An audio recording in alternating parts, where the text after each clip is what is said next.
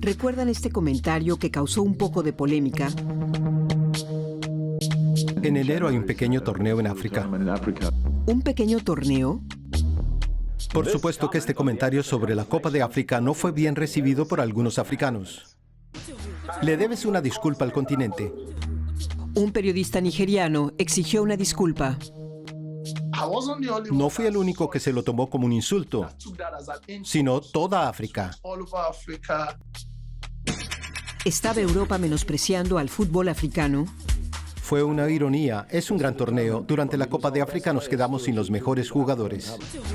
Sea como fuere, el fútbol africano es importante. El entrenador del Liverpool, Jürgen Klopp, no es el único que lo sabe. Pero un momento, ¿por qué utilizamos el término fútbol africano? ¿Existe un fútbol europeo? ¿Un fútbol sudamericano? ¿Un fútbol asiático? No. El fútbol es uno solo. Analicemos más bien la hermosa diversidad del fútbol de África. ¿Qué diferencias hay entre las distintas modalidades del fútbol africano? ¿Quién las domina y por qué? Para la Copa Africana de Naciones 2021 fueron convocados 37 jugadores de la Premier League. Mohamed Salah, Sadio Mané, Pierre-Emerick Aubameyang y Riyad Mahrez, por nombrar algunos. Casi todos proceden del norte y del occidente de África. Aunque hay excepciones, como el zimbabuense Marvelous Nakamba del Aston Villa. Pero el dominio del norte y de occidente no es algo nuevo. Tomemos como ejemplo los equipos con más victorias en la Copa Africana. Egipto 7 veces, Camerún 5, Ghana 4 y Nigeria 3. Si nos fijamos en el fútbol de clubes, últimamente solo se oye hablar de los árabes. El Al-Ahly egipcio, el Esperance tunecino y el Wydad Casablanca marroquí han ganado los últimos 5 títulos de la Champions League africana. ¿Por qué es así? ¿No hay esperanza para África Oriental y del Sur? Pero no somos nosotros quienes dividimos el fútbol africano, eso lo han hecho ellos. La Confederación Africana de Fútbol es el máximo ente. Sin embargo, a diferencia de Europa o Sudamérica, está dividida en 5 zonas geográficas con sus respectivas confederaciones. Pero entonces, ¿por qué el dominio de África Occidental y del Norte? Indagando un poco nos encontramos con explicaciones fáciles. Para este científico de Ciudad del Cabo, la razón son los atributos físicos. Ese dominio siempre tiene que ver con la genética. Los africanos occidentales son más grandes y fuertes que el resto del continente. ¿Es así de simple? El nigeriano Omar Katukba, experto en fútbol, comparte esta idea. Los africanos occidentales son más fuertes por naturaleza y están mejor dotados para competir muy bien en el fútbol. Cierto, el liberiano George Weah o los marfileños Didier Drogba y Yaya Touré son tipos fuertes. Pero entonces, ¿por qué Italia es campeona de Europa y no Países Bajos?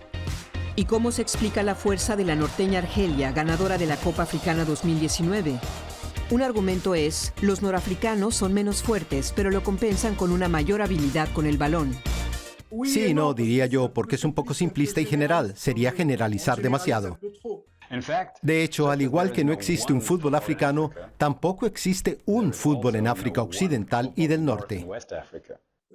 Si comparamos el fútbol marroquí y el argelino, son bastante parecidos.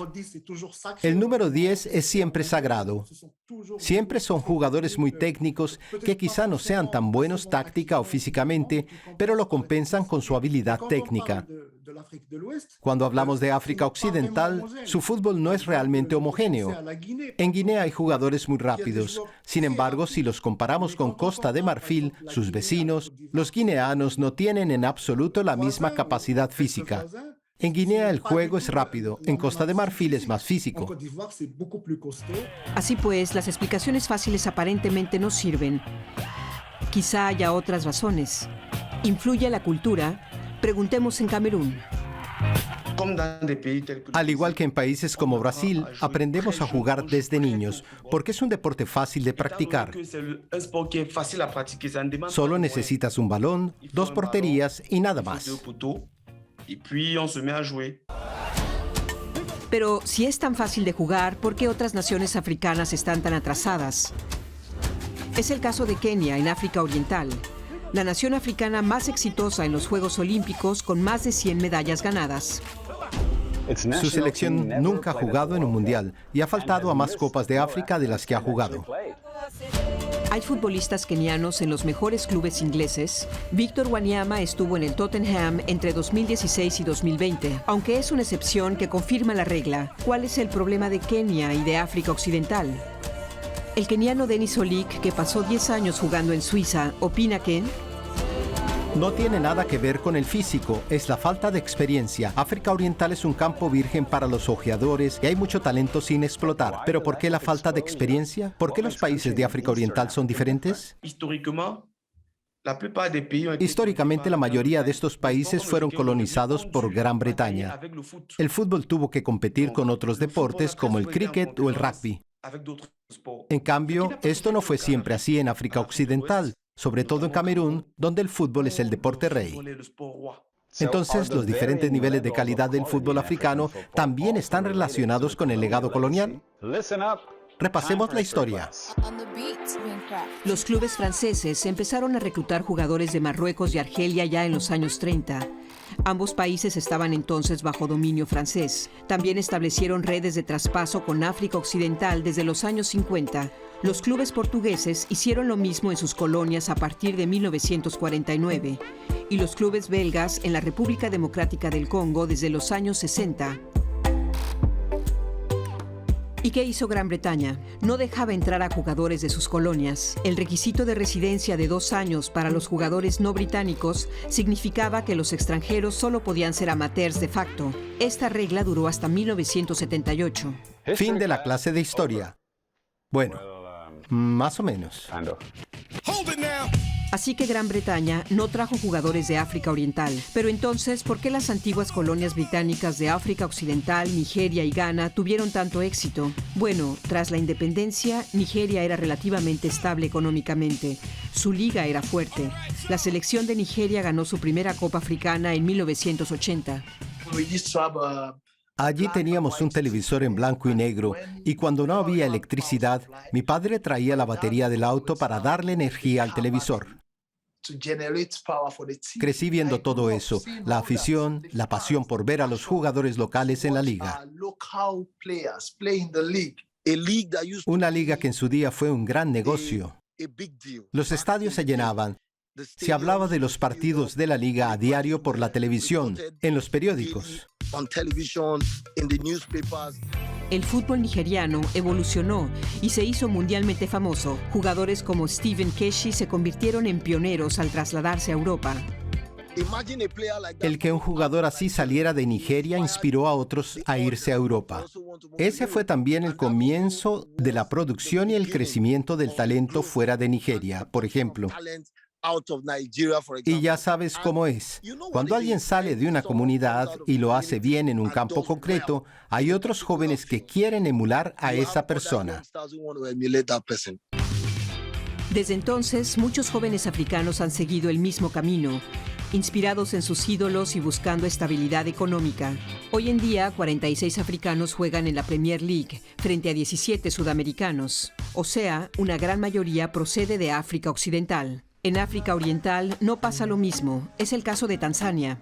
Además, la Premier League ha reforzado las restricciones para jugadores extranjeros de países ubicados por debajo del puesto 50 del ranking de la FIFA y les exige ahora un mínimo de participaciones en torneos internacionales de clubes o una cuota mínima de traspaso. En la actualidad, Uganda ocupa el puesto 82, Kenia el 102 y Tanzania el 131. ¿Hay justicia en la primera división inglesa? Esto nos lleva a la tierra prometida del fútbol en África, el norte. Como dijimos, Marruecos, Argelia y Túnez tienen vínculos históricos con Francia.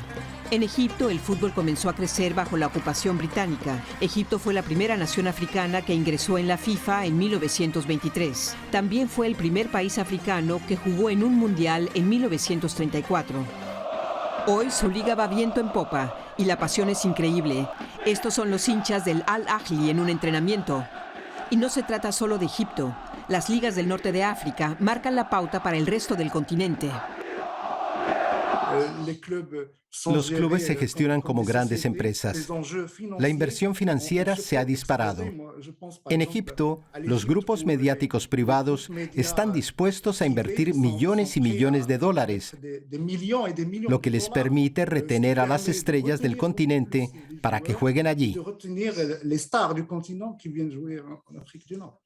Y esta potencia de los clubes norafricanos se traduce también en buenos resultados para las selecciones nacionales. ¿Y qué pasa con el sur de África? Bueno, Sudáfrica es el único país capaz de igualar el nivel de organización e inversión del norte de África. La primera división sudafricana está bien gestionada. El Mamelodi Sundowns de Pretoria y el Orlando Pirates de Johannesburgo han ganado la Liga de Campeones Africana. Otro equipo de Johannesburgo, el Kaizer Chiefs, tiene muchos seguidores y es el segundo club más rico de África después del Al-Ahly. Pero la otra cara de la moneda es la selección nacional. Sinceramente, no entiendo por qué se invierte tanto en la liga y no se gasta tanto dinero en la selección nacional. Sudáfrica ni siquiera se clasificó para la Copa Africana de Naciones 2021. Además, están fuera del Mundial de Qatar 2022. Y África Central, la historia es similar para la antigua potencia de la República Democrática del Congo. En 1974, entonces llamado Zaire, jugaron en el Mundial. Por aquel entonces también ganaron 2 títulos de la Copa. Hoy en día, este enorme país de más de 90 millones de habitantes no se ha clasificado para el evento en 2021. Terminemos con algo positivo. Siempre surgen caras nuevas en el fútbol africano. Esta vez Comoras, clasificado sorprendentemente para la Copa Africana de Naciones 2021. Otro cuento de hadas del fútbol africano.